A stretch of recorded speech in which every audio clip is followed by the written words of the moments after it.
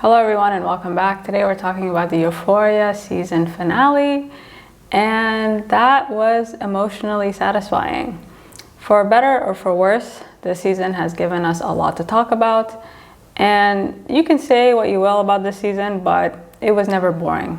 You know, from beginning to end, we were fully satisfied, and I actually think it would have made for a solid series finale, because although not everything is resolved fully, to be honest, what in this life is, and I feel most of the characters have, if we don't know what will happen to them in the future, they're definitely entering a new phase in their life.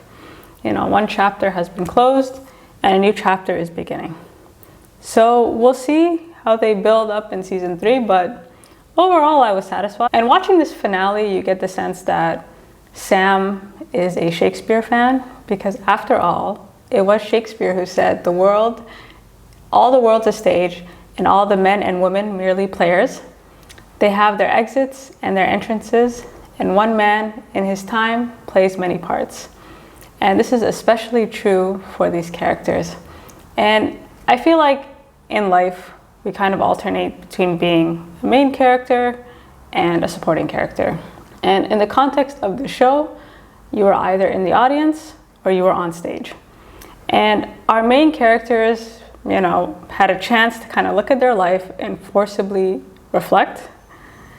And for once, they were not the center of attention, right? Their lives were the center of attention. And while most of the characters were able to sit there, you know, however uncomfortable, and get through the play, except for Cassie, you know, she didn't really like what she saw.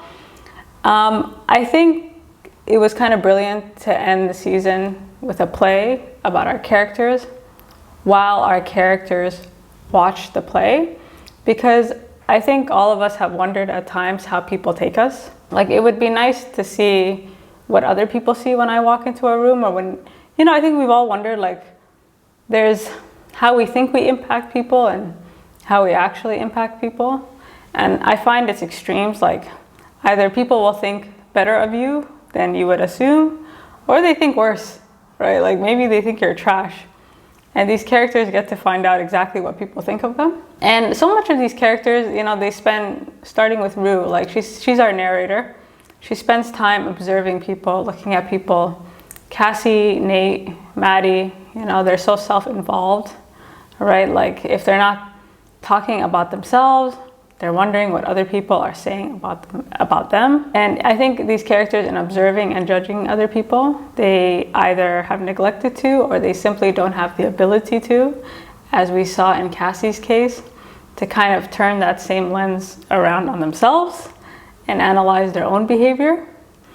And sometimes we think being a main character or a supporting character, like these are natural roles. Like there are people who are meant to be in the spotlight and there are people who are meant to be in the background, but actually you can be a main character and a supporting character at the same time in your own life. So I think Sam was very smart in making the point that there are no main or supporting characters, and it's only after they're kind of forced to look at themselves that they realize that they actually have more control over the situation than they think they do. So many of these characters talk about what's happening to them, right? Look at what everybody's doing to me. And here they are reflecting on all the things they've done to other people. And it's like, you know, if anything, you were the one with all the control. And I think you see that, especially when Lexie decides to finish the play, like when she kind of gets the courage to go on with the show. Because for a lot of these characters, life is an adventure. And it's really up to them to decide what kind of movie they want to star in.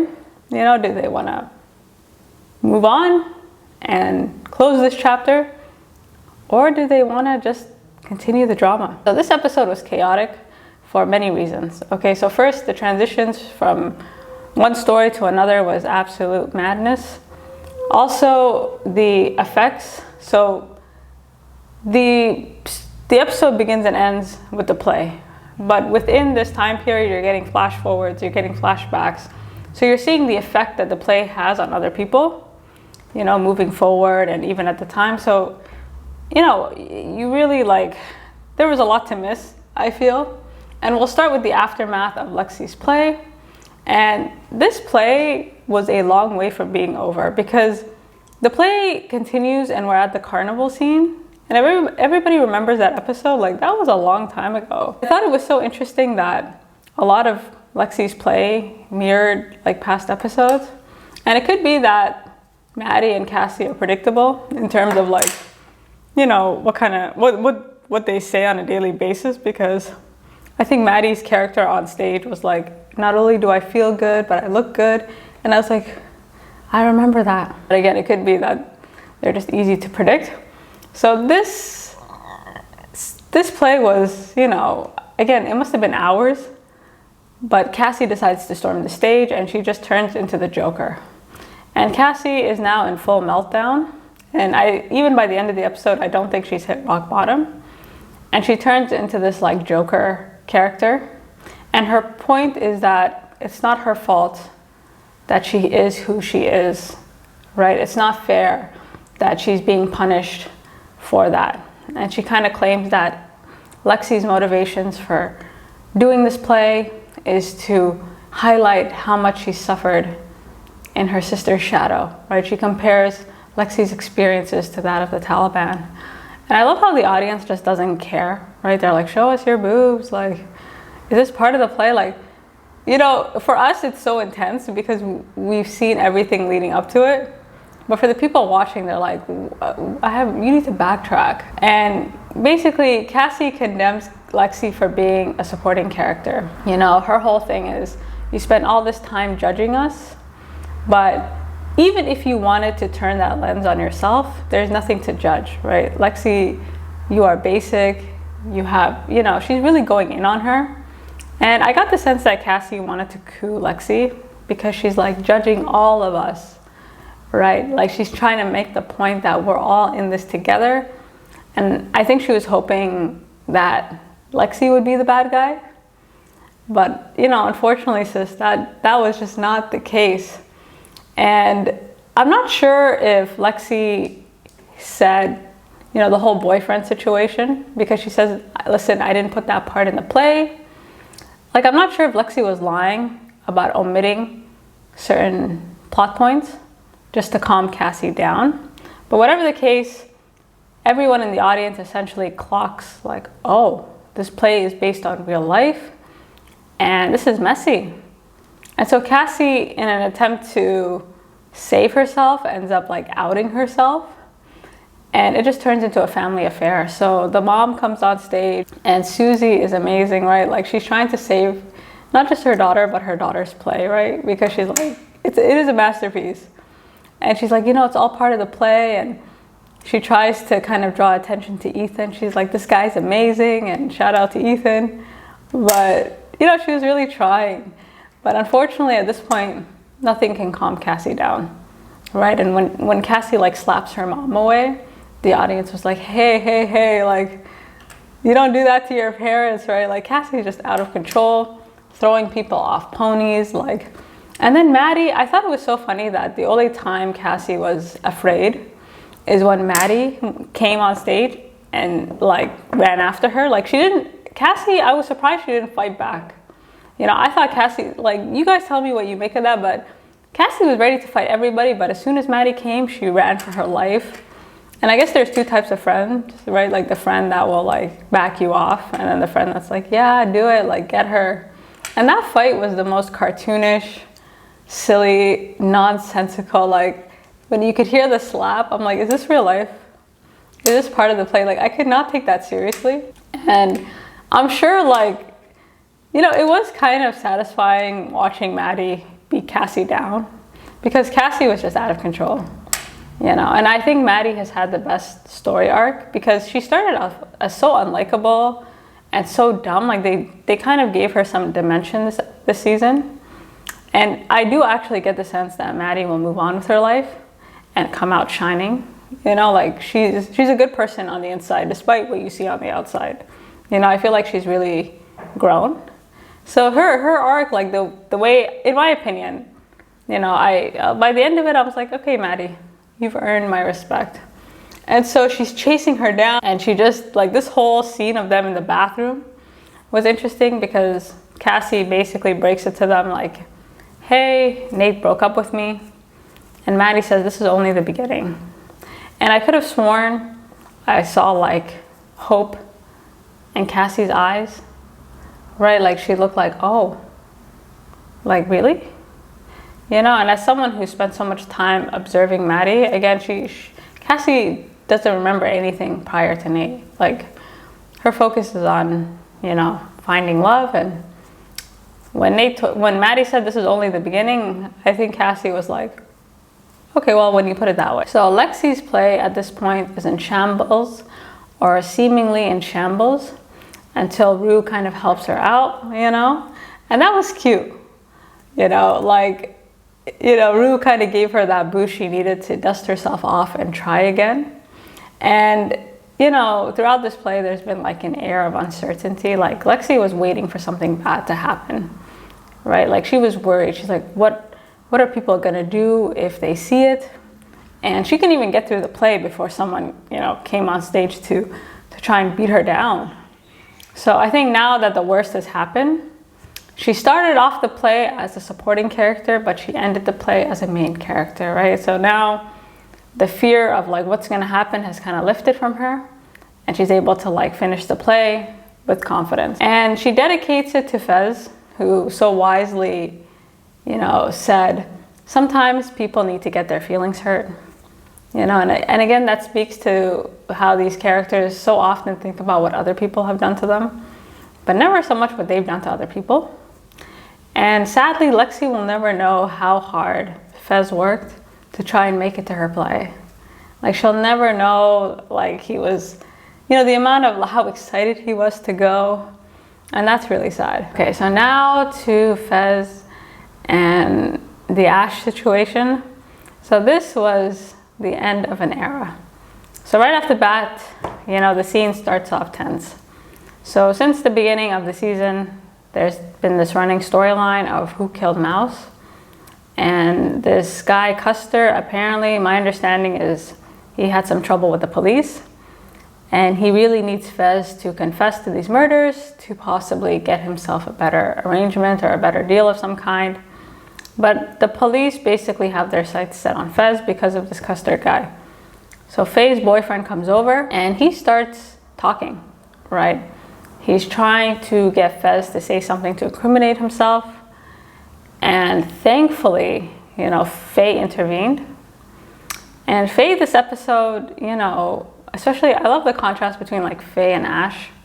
And just a side note, I was really disappointed that Ash didn't clock that there was something wrong. And, you know, Faye starts talking, right? And she kind of has it in her to at least warn Fez in some way, like, be quiet. You know, she picked a side. And Fez is Faye is a character of very few words. And when she starts talking, I don't know, I was listening. Like, she was very, she's very hypnotic. I don't know, like, the way they cast Faye was just spot on. And Ash is another character that, up until this point, I didn't really notice because he hasn't actually had any lines, right? And that's not something I've clocked. Like, he doesn't say anything. Like, his body language says it all. You know, like, he says so much without saying anything. And so as Faye is talking, Fez is understanding, like, this conversation is being recorded.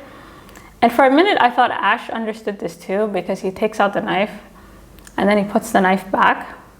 And so I thought, okay, maybe he clocked it, and then he just kills Custer. And the minute he kills him, you could tell Fez, like, his life was flashing before his eyes. Faye was shook, which is saying a lot. And that was it for Fez, right? Like, he is, you know, he was stepping out into his future, and now he's going to hell. And there's a scene where he takes the phone and, you know, he puts it in water because he knows the police are listening. And he starts having, like, flashbacks of his conversations with Lexi. And again, the flashbacks are meant to indicate, like, you know, this hopeful future is now gone, right? Because they had all these conversations about kids and about, you know, how do you see your future? Like, where do you want to be? And, you know, I think at one point Lexie said, you know, between the ages of 30 to 58, I want to have kids, I want to focus on that. And I kept thinking, he's going to be in jail the entire time. You know, like, you make plans, but God makes plans. And so he's thinking back to all their conversations. And I think my favorite part of this flashback is when they were talking about social media and how sometimes people confuse interests with like personality traits. Like, you can share similar interests with someone, but that doesn't mean you have like similar character. And that's so true for like everyone on this show, right? Like, especially someone like Cassie and Maddy, where they have so many interests that are the same, but you know, their character traits and their values are totally different. And you know, so much of this show, like, you have people kind of grouped together. You have Rue and Jules on the outside. You have Nate, Cassie, Maddy in one group, and everybody looks like, you know, they're grouping with people who are the same as them, but as you peel back the layers, you realize like that is not the case. And so Ash is trying to convince, or Fez is trying to convince Ash, listen, go out, surrender, and I'll take the blame. Like, don't worry about it. And in that moment, you see that Ash is just like a kid because he wants to make it up to him, right? Because he messed up and he's like, he refuses. He's like, no, you're like, he wants so badly to save him. And you can tell he's a kid in that moment. Like, he's not thinking like an adult. Like, there's no fixing the situation. Like, this just suddenly became a life or death situation. So there's no fixing anything. You know, it's done. And so, you know, he locks himself in the bathroom. And this whole sequence leading up to the police raid, like, I think it was so terrifying when Faye was looking at the police scanner and she was just like that was so scary because you're like, this is about to go down. And, you know, Fez did his best, right, to keep the police from not killing Ash. You know, this just turned into Scarface. Like, it was Ash's last stand, never surrender. And again, I think his motivation was to like make it up to him somehow. And this shootout with the grandma in the other room, the fact that she's still in the house, like, I just had so many questions. But that was a hell of a shootout, you know. And as soon as Ash killed that cop, I knew it was over. And the way they kind of mirror Ash's death with Rue's speech about her father, you know, I was in the hallway when you died. I think again, it's to signal like the end of an era. Like, this is the end of a chapter. So there's no going back for these characters. Like, there's only, you know, you got to move forward. For better or for worse. This whole scene with Fez is weaved in together with Nate's situation. And the whole scene with Nate was very unexpected. Like, I was not expecting to see that. Like, I did wonder where Nate was going. And, you know, the fact that he walked in and I Can't Get You Out of My Head was playing by Kylie Minogue was really funny. That was some solid, like, background music. And the contrast between Nate and Cal, like, Cal is small and then Nate is just this giant, you know. So when he hugs Cal, I was like, and you could tell Cal's face, like, he knew something was going down when his son walked in. Like, he was just like, fuck. Like, he was like, oh shit, like, here we go. And Nate walked in with such confidence, and it's hard to know like if it was the play that triggered his decision to kind of out his father, or if he was kind of planning this the whole time, because this flash drive is essentially like a nuclear weapon that he was holding over his father without his father knowing about it. So I'm assuming he's had this flash drive for some time. What caused him to detonate it? You know, that's really the question. And Nate and his father, you know, they have one thing in common, which is like they do get off on hurting other people. And I think Nate's logic in going after his father is summed up in his dream, because his father is someone that just disposes of people. You know, like, he's kind of watched hours of video of his dad just, you know, in motel rooms, and they're never the same person, right? It's not like he was having an affair, right? He was just banging people and throwing them out. And what's worse is that he ended up leaving his family. And Nate is someone who disposes of people easily, but the idea that someone could dispose of him, I think, is disturbing to him. So I think it's not so much like what Cal was doing. I think it's the idea that Cal can just kind of like screwed them over, like he screwed over all these other people in the tapes, and he's now living happily ever after. And so I'm not sure, like maybe Nate was giving it some time for his father to come back, but when it was clear, he's like, you know what, I'm gonna put you down. Because he says to him, like, you are who you are and you're never gonna change. So I guess what he was indicating is that he's selfish, and you know, you disposed of the wrong person. You know, I am not the one to be abandoning whenever you feel like it. So I was shocked. You know, I was shocked that he did that to his father. Cal looked pissed, you know, like when they were arresting him. And I have so many questions because the only sort of, because Nate claims that Jules' video, like the only copy he gave her. However, in order to really nail his father, like Jules would be like the perfect person for the police, because first you can prove she's underage and she lives in the neighborhood. So I'm not sure like what Nate's intention is. So this whole thing about like if he was lying about Jules, I'm not sure. It's really hard to tell with Nate. And as the door was closing, I couldn't tell if Nate was having some regret. You know, like I really can tell. Like his face was like he just closed the door forever. So there's no more reconciliation between him and his father. Like this chapter is done. And so moving forward, it is what it is, right? And that takes us to Jules and Rue and the finale of this play. And, you know, again, I really liked how the episode ended with the play. But in between, we're getting, you know, what's happening in present day, like what's happening during the play and what's happening. Like you can't tell what happened after the play and what happened during the play. Like, so it was quite chaotic that way. But Rue is sitting there after the play and she looks like she's seen God, you know, like she looks like she watched a masterpiece, an opus. And Jules comes over to talk to her. And throughout, Jules was trying to talk to her, like she was trying to, you know, she was looking over at her and she was hoping for some reciprocation, but she never got that. And when she does have the courage to talk to Rue, Rue has the audacity to like, just look at her, kiss her, and walk away. And that is a kiss of death. If someone kisses you on the forehead, it's done. Like there is no hope. Like after that, it's just, it is what it is. And I'm not sure why Rue, I was like, not Rue talking about forgiveness. Because why would you forgive Elliot and not Jules? And it had me thinking. So at one point we get like a flashback. And she says, you know, you accidentally saved my life. So I'm not sure if she's referring to the suitcase of drugs and maybe why the Lori storyline is over. Like, was that to suggest it was handled? Because I don't see how she could be thanking Elliot for saving her life, because my understanding is Jules organized this intervention. But then again, it was Elliot who told Jules that she was using, that triggered the intervention. But either way, it doesn't make sense to extend it to Elliot and not to Jules. But anyways, I actually didn't mind the song. You know, I know some people on Twitter hated the song. The song went on for quite some time.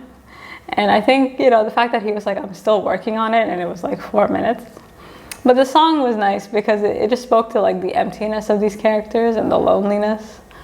You know, like they kind of put each other through all this nonsense, and, you know, hopefully in the end, again, like, you know, a person is entitled to many different lives and everybody deserves a second chance. And I think that's what his song was speaking to. But it was a nice song. Like, he has a nice voice. I don't know, you guys tell me if you thought it was a waste of time, but I don't think there was any point in trying to rush and close every storyline, because again, when in life do you resolve like everything? I thought enough things were resolved in my opinion. So I think with Rue, like watching Rue towards the end of this episode, you know, you see light finally. Like, she looks clean, she looks healthy, she looks, you know, even her bedroom, like it's not this dark layer anymore. She's not wearing these hoodies to cover her face. Like, she does look sober.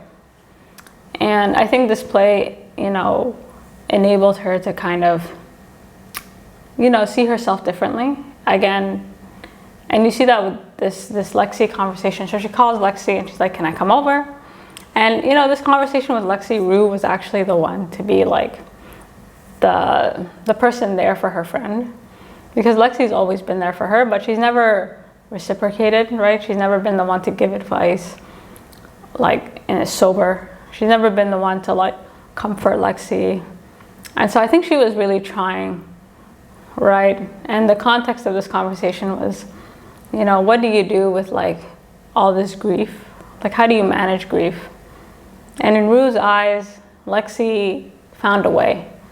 You know, she knows what to do with it. There are people who know what to do with it, i.e. people who, you know, are strong or strengthened by it. And then there are people who are weakened by it. And Rue sees herself as someone who's weakened by her situation. And she doesn't understand how Lexi, you know, found the strength to create something like this. And Lexi was looking at her like, you know, it's not that simple. And there is a conversation to be had about like, you know, especially when something bad happens, the way you're taught to think is, well, everything happens for a reason. But that's not inherently true, right? Like, you have to make the reason. Like, the idea that something happens and then like the world somehow owes you like some type of good tiding is a myth. And I think that's what Rue resents, like the idea that this happened to somehow better her life. But then the way she reframed it, it's like, well, although her dad dying did not better her life, you know, she has the power to better her life regardless. You know, like, this is something that weakened her, but that doesn't mean she can't find ways to strengthen herself, just like Lexi did. And I thought it was really beautiful when Rue was trying to, because she's a drug addict, right? She's struggling with sobriety. And she kind of offered some insights in terms of Lexi's father, right? She kind of tells Lexi, listen, as someone who's been in this position, I can guarantee you this man hates himself, right? Like, he wakes up every day and I'm sure he wants to be a better person, but unless you want to be a better person for you, you can't really help anyone, right? And that's what Rue struggles with. You know, we've seen her time and time again say, oh, I'm gonna be a good girlfriend, I'm gonna do all this, but meanwhile, she's like, I'm not worth it, I'm a bad person. And unless you fix yourself, you can't really help other people. And the best thing you can do for other people is to better yourself. And so that insight, I think, gave Lexi like some hope, you know, and that was very thoughtful of Rue. Again, she kind of recognized like, okay, people do actually value my time. And I think in watching Lexi's play, she realized, you know what? People do need me to be there for them as much as I need them to be there. Like, it's a two-way street, right? You can't expect people to be there for you and for you not to be there for them. The episode ends with Rue walking out, and I thought she was gonna get snatched for a second by Lori's people, but again, I thought it was a perfectly fine finale. We get to the end and we find out that Rue stayed clean for the rest of the semester. There's no indication about what happened to all the other characters. And she kind of ends with a quote by Ali saying, the thought of being a good person keeps her trying to be a good person.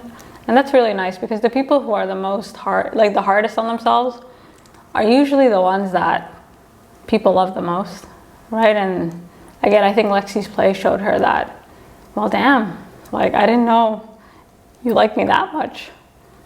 And so this was a solid finale, you know, in terms of season 3. I'm not sure. You know, we'll see. It's 2 years. Is it worth waiting 2 years?